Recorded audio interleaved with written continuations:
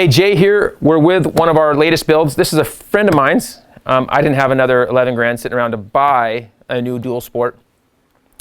Dual sports are cool, and a lot of old guys, when I say old guys, kind of 45 and up, they're all buying dual sports or adventure bikes if they're brave enough for adventure riding. But dual sports are kind of the new thing, and it's catching on all over. I think a lot of reason is a lot of guys aren't able to motocross, and that brings up a whole nother thing, is most of the tracks are too gnarly, and I'm going to do a video on that someday, but most local tracks are too gnarly. So your vet guys who kind of fund everything aren't going to the tracks like they were, because the tracks are too gnarly for them. Too many jumps, too many big jumps, doubles, triples. Tabletops are fine and stuff, so anyway, so I think they're dual sporting, and they can ride from their house, meet up with their buddies, go find some legal and maybe questionable spots to go cruise around town, down by the train tracks, and dumps. Those are two places to always go look to riding in your town. Train tracks, dumps, usually you can find a place to ride. So now, this dual sport, the buddy of mine, Puffer, cool bike. Husqvarna 501, FE501. So started as that. And we didn't do really any internal engine mods to this thing because you don't need to. It's 500, plenty of power. So the newer EXCs have much more, restricted emissions and so forth. So we personally think the older EXCs, like a 13, 14, 15 in there, those are probably optimal because they make the best power. You can modify and pull stuff off if you want, and doesn't throw up any codes, all that stuff. This bike's been mapped. The stock ECU has been mapped, and also a Vortex by Jamie at Twisted. Our buddy here knows Jamie at Twisted well. He's worked for him, so he has a lot of connections there. So this thing's mapped perfectly, runs really well with this FMF slip-on system on here, and that's the main mods. The backfire screen has been removed from the air filter cage. We have an IMS large tank.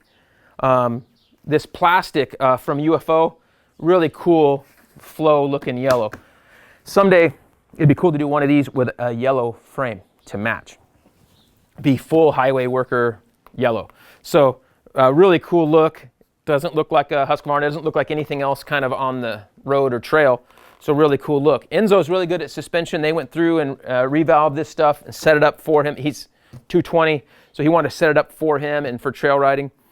Faster USA did some wheels, got some Galfer oversized front brake and then rear rotor. Super Sprox, got their Stealth heavy duty sprocket on here for long lasting life with the O-ring chain.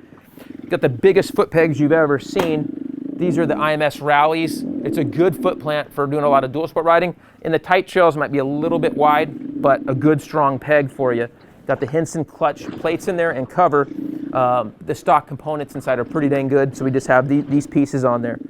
TM Designs has some really cool protection pieces for the right side rear there, and then also the TM Designs chain guides are kind of the must on off-road riding. Everybody likes them. They're durable, but still give a little bit when they hit a rock. Not going to break the tabs off your swing arm.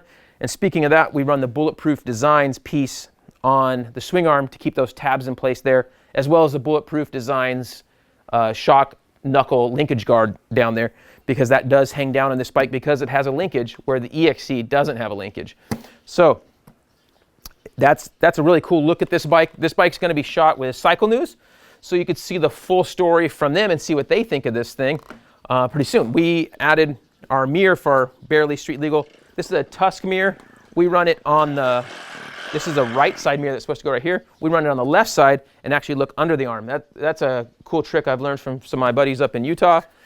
Actually, some of the guys at Rocky Mountain taught me that cool trick. And then it tucks away so nice right here when you don't need it. We got Enduro Engineering handguards, really nice feature, and Baja Design light to give it some really good, strong pop on the lighting. So we wanted to make this thing just a bit more protection off-road and add some good bits to this thing. And as you can see, the graphics from Decal Works and the seat cover make this thing look amazing. So really cool bike. Check it out on Cycle News to get more information.